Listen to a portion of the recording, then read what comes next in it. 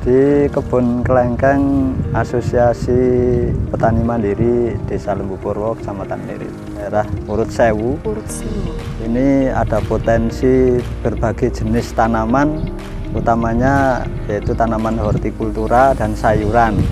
Dikatakan kristal memang buahnya itu seperti kristal dan renyah, rasanya manis, isinya sedikit. Nah, ini ya. Dan harapan dari pemerintah itu jambu kristal ini adalah menjadi pengganti dari buah impor. Sekarang menjadi primadonanya Kecamatan Mirit atau Kabupaten Kebumen ya. Ini kayaknya konsepnya di sini mau dibikin agrowisata. Gitu ya. Agrowisata kelengkeng dan jambu tanaman kristal. Yang lain, jambu kristal ada, untuk hortinya ada cabai, ada kalau lebih ke arah selatan lagi mungkin ada semangka, melon gitu ya Pak? Iya. Pak, saya sekarang tanam ini kira-kira kedepannya seperti apa? Kita selaku penyuluh memberi semangat sehingga mereka pun tetap berusaha tani secara profesional, sehingga mereka akan timbul jiwa kemandiriannya itu dengan kemampuan walaupun hanya sedikit tetap kita bangun, kita beri motivasi, kita beri semangat sehingga mereka tetap mau melaksanakan usaha taninya itu dengan sungguh-sungguh. Itu kan tupoksi seorang penyuluh kan seperti itu. Sehingga kalau kita datang di kelompok tani, ada pertemuan di sana, pasti muncul beberapa gagasan, ide dari petani bertani sesuai apa yang kita mau budidayakan. Hasil kita serahkan pada yang kuasa. Kita bekerja berkarya sesuai dengan tupoksi dan yang jelas harus semangat karena ilmu yang bermanfaat itu adalah yang utama. Kita ingin berinfak, kalau tidak punya uang kita tidak bisa berinfak dengan uang. Tapi kalau kita punya ilmu, kita sampaikan pada mereka dan diterapkan, dilaksanakan oleh mereka, insya Allah kita akan mendapatkan. Sangat menyentuh ini kata-kata dari Pak Budi. Selamat datang di panggung penyuluhan Siniar Penyuluh Pertanian Kebumen. Sahabat Tani, hari ini saya sudah bersama dengan Bapak Budi Purnomo SPKP dan beliau adalah koordinator BPP Kecamatan Mirit. Selamat siang Pak Budi. Selamat siang Mbak Yuni. Oke sahabat Tani, sebelum saya bertanya-tanya lebih jauh dengan beliau Pak Budi, maka saya akan mengingatkan kepada sahabat Tani semua bahwa kita harus tetap menjaga protokol kesehatan, terutama 3M. Yang pertama memakai masker, kedua menjaga jarak, dan yang ketiga adalah mencuci tangan dengan sabun. Dan Pak Budi, kita jaraknya sudah lebih dari 1 meter ini. Ya, gimana nih supaya ngobrolnya kita lebih enak lagi dan kita juga sudah di lahan yang sangat luas ini, bukan di tempat kerumunan. Kita buka masker aja gimana ini? Setuju? Boleh? Oke. Kalau sudah ada kesepakatan kita buka aja. Silakan.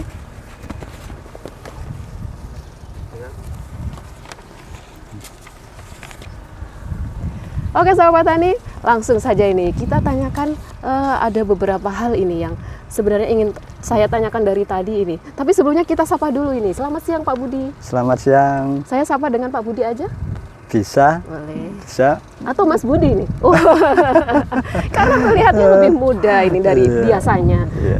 Oke, Pak Budi apa kabar ini? Alhamdulillah sehat dan baik. Sehat ya. Semoga kita agak tetap selalu sehat di masa pandemi seperti sekarang ini.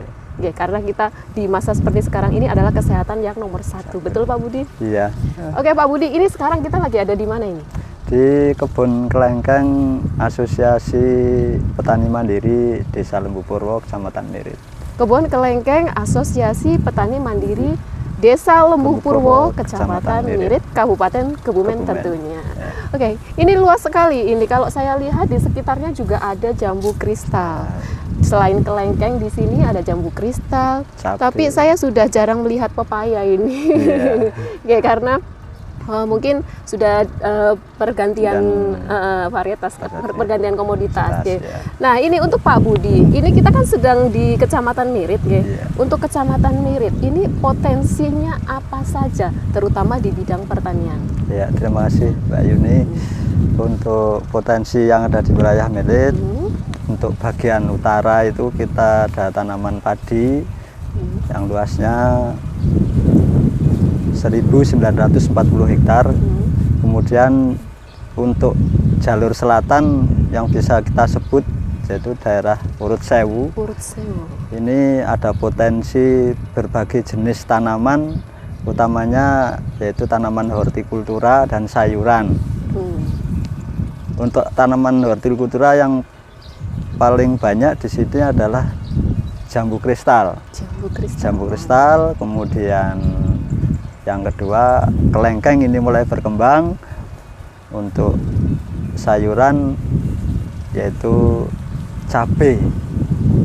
Ini yang ada di wilayah Kecamatan Mirit, potensi yang selama ini kita galakkan dan kita bina biar petani itu bersemangat lagi. Ternyata banyak sekali potensinya, dan yang pastinya ada adalah tanaman pangan seperti tadi Pak dikatakan padi. Ternak pun juga ada loh Mbak. Ternak juga ada. Ternak juga ada, ternak sapi. Ternak sapi PO Kebumen.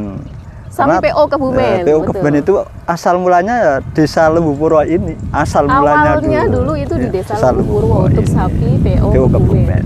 Oh gitu, yang sekarang banyak di petanahan gitu ya kalau nggak salah. Iya. Kembali lagi tadi ke potensi di bidang pertanian, tentang apa yang pertama itu yang ada itu tanaman pangan yaitu padi. Mungkin juga jagung juga ada ya Pak Budi ya, karena di daerah pesisir kan juga banyak sekali jagung gitu, tanaman jagung. Kemudian yang menarik bagi saya tadi yang di daerah selatan. Ini kita di daerah selatan ya. Nah sebentar lagi laut kayaknya ini. Iya, 2 kilo. Sudah tetanggaan sama Australia kayaknya ini.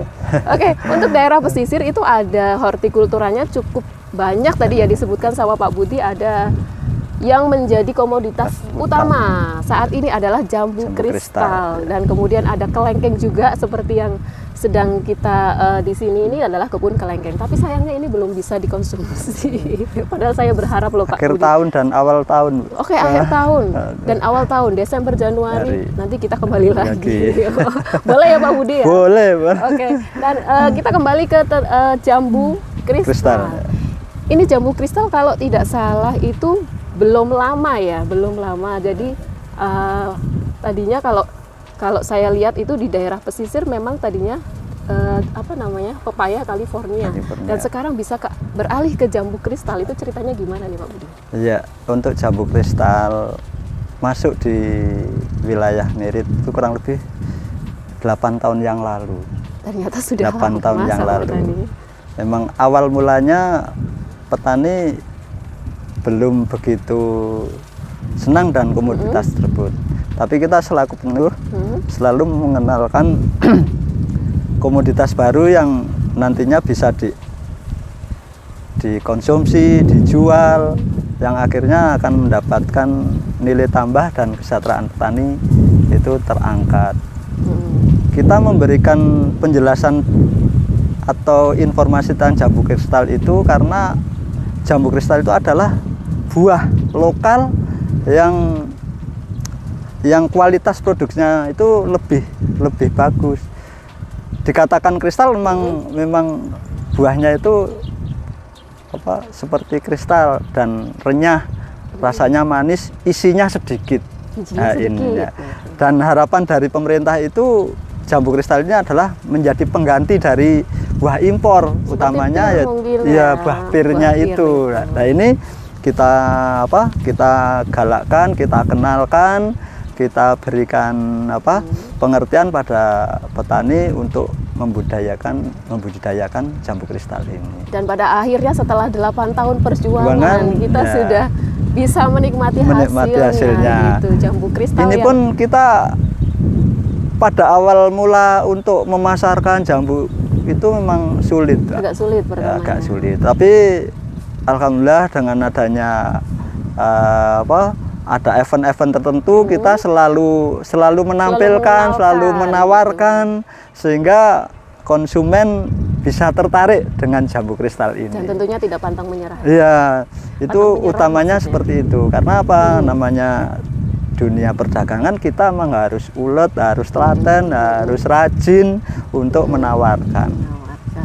Apalagi sekarang dengan adanya medsos ya, Oh, kita betul. selalu posting sehingga banyak posting apa ya, Pak? konsumen dari luar daerah itu yang tertarik kayak gitu. Kita berbicara tentang jambu kristal yang Iya. sekarang menjadi primadonanya Kecamatan Mirit atau Kabupaten Kebumen ya. Karena nggak cuma di Kecamatan Mirit ini, Iya. mungkin kalau di Kecamatan Mirit populasinya juga banyak gitu. Iya. Oke. Jambu kristal yang ini digadang-gadang bisa akan menggantikan buah impor. Iya. Seperti pir mungkin atau Iya. apel mungkin, karena dari teksturnya saja jambu kristal itu sudah mendekati, dan kandungan gizinya Gizinya tentunya lebih. tidak kalah ya Iya, Pak Budi ya. iya. Jadi jambu biji tetapi bijinya sedikit. Nah, itu kelebihannya di situ, dan rasanya lebih renyah lagi.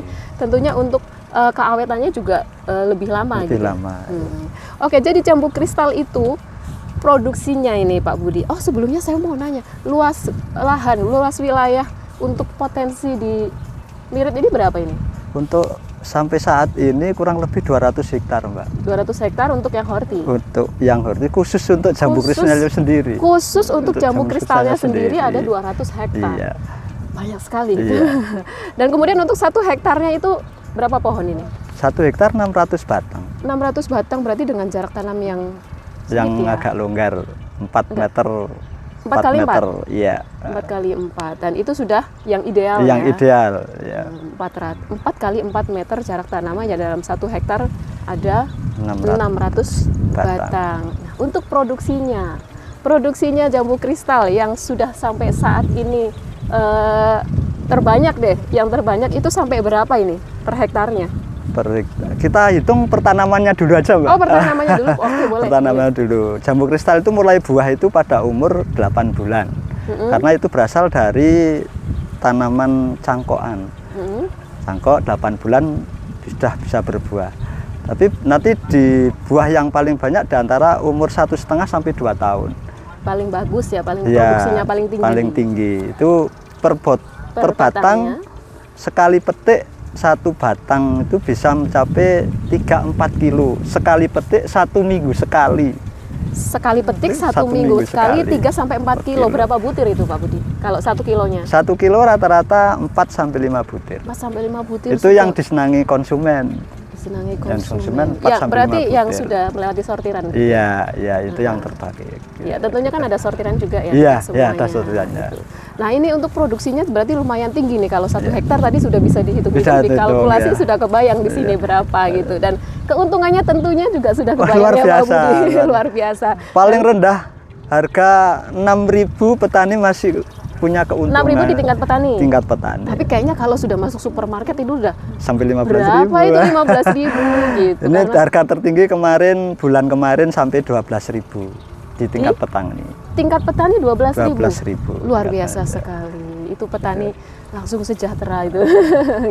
Dan tentunya ini kan juga untuk tujuan akhirnya itu tetap kesejahteraan Kesejahteraan petani. Oke, Pak Budi, tadi kan produksinya jambu kristal kan yang dengan luas lahan 200 hektar di sini, tentunya kan kita pasti kelebihan produksi untuk kebutuhan di kabupaten gitu. Pasti kan kita akan pemasarannya keluar daerah, atau bahkan mungkin ini ke luar negeri atau ekspor. Ini untuk pemasaran jambu kristal sendiri itu gimana Pak Budi?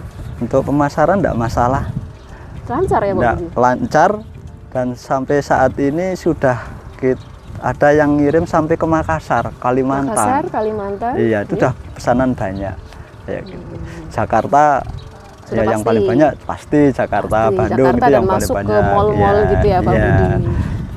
Jadi masalah pemasaran pada sampai saat ini tidak menjadi kendala. Tidak menjadi Mereka kendala. selalu semangat, dan dengan adanya jambu kristal ini nanti kita bisa lihat kehidupan mereka. Sekarang mobil di rumah mereka pasti ada, Pak.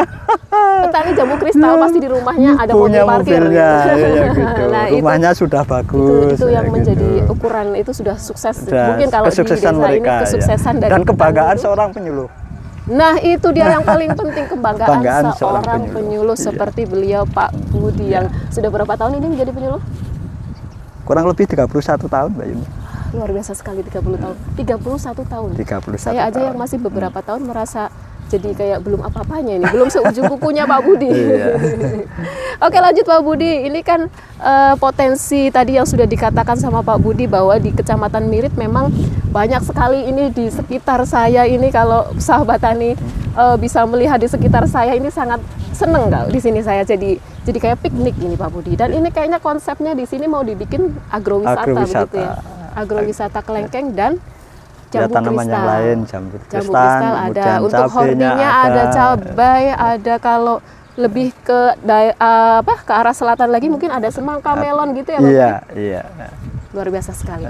Jadi macam-macam udah seperti pasar gitu ya, seperti pasar.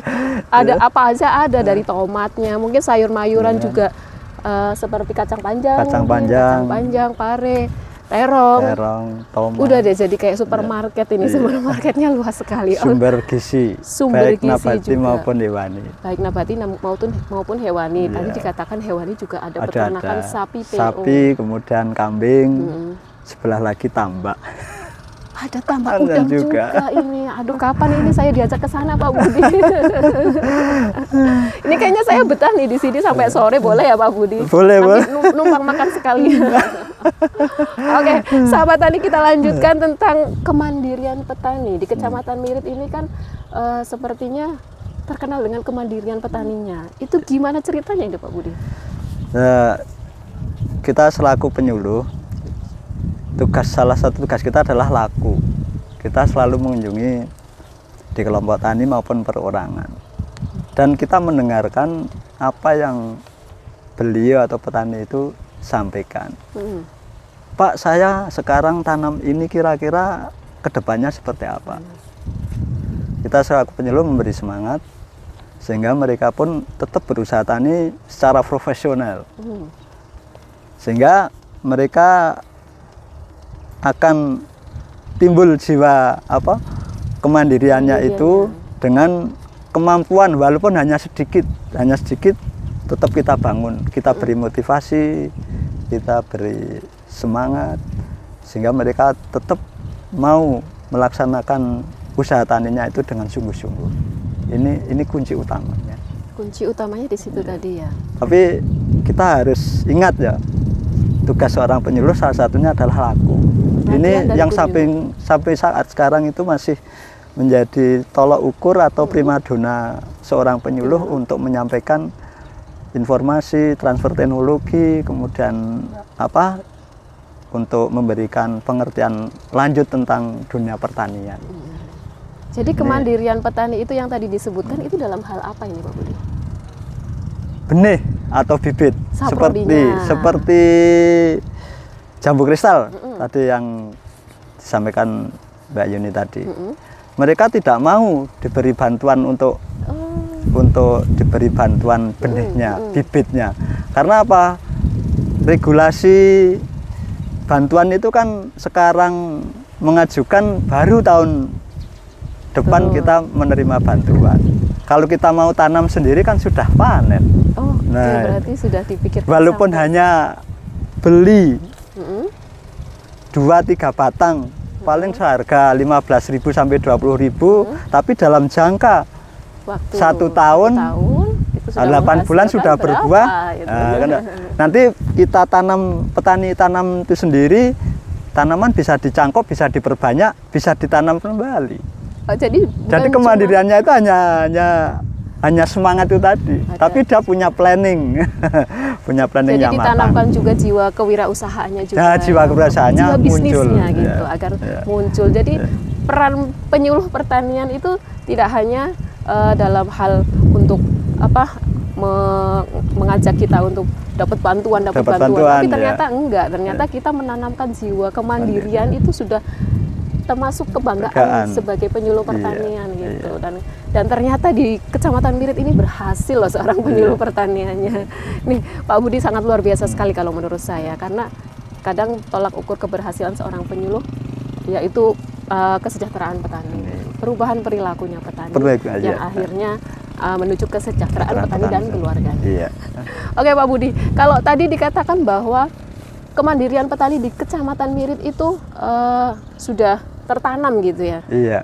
Lalu apa ini peran penyuluh pertaniannya mungkin di bidang lain atau di aspek lain? Peran penyuluh salah satunya tadi kita sampaikan. Yang pertama tadi. Tugas kita adalah memberikan kita datang ke kelompok tani maupun petani baik itu secara kelompok maupun secara perorangan. Itu kan tupoksi seorang penyuluh kan seperti itu. Sehingga kalau kita datang di kelompok tani, ada pertemuan di sana, pasti muncul beberapa gagasan, ide dari petani yang disampaikan pada kita. Kita akhirnya merespon sehingga apa yang disampaikan oleh petani kita tanggapi dengan baik. Apabila dia punya, Pak, saya sekarang lagi tanam jambu umpamanya, kita ikuti perkembangan mereka. Ikuti dan fasilitasi. Iya. Kan tugas penyuluh kan sebagai fasilitator, motivator, dinamisator. Luar biasa. Kemudian apalagi ya Mbak, pakai tortor semuanya ya. Pakai tortor. Iya. Membantu traktor jangan-jangan. Enggak ya Pak Budi, jadi Iya. kalau petani itu kita ajarkan tanamkan untuk mandiri. Gitu. Jangan mengandalkan bantuan dari pemerintah. Iya. Karena bantuan dari pemerintah pun itu digulirkan hanya sebagai stimulan saja. Selanjutnya iya. Untuk tahap pengembangan kelompok harus tetap berkelanjutan. Iya. Oke, Pak Budi, luar biasa sekali ini untuk Pak Budi, pengalaman Pak Budi sebagai penyuluh pertanian lapangan gitu ya. Iya. Tadi 31 tahun gitu. Sampai 31 tahun itu ada nggak kira-kira yang begitu terkesan gitu? Ada. Ada. Di Mirit banyak Mbak. Di Mirit ini di Mirit sudah berapa tahun ini Pak Budi? Kurang lebih 15 tahun. 15 tahun. 15 Awalnya tahun. dulu di mana?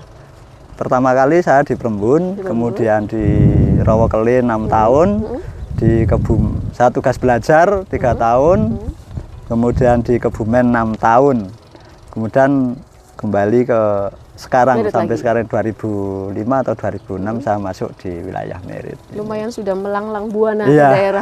daerah-daerah Iya. Kebumen gitu. Pengalamannya berarti sudah banyak sekali, tapi ada satu yang terkesan sekali. Silahkan Pak Budi. Yang terkesan ada satu, bahkan tidak hanya satu. Banyak. Iya. Petani di sini orangnya berani spekulasi. Dalam artian apabila dia berusaha tani gagal, semuanya habis. Dia pergi.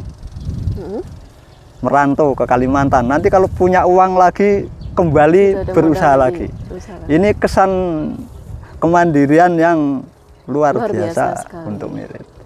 Itu, dan perlu dicontoh oleh sahabat tani semua. Betul sekali. Ya ada lagi. Ada lagi. Tapi agak maluan saya. Malu. Pasti ini ada hubungannya dengan sesuatu ini. Ada sesuatunya ya, karena jalur selatan kan seperti itulah. Bukan penyuluh undercover gitu.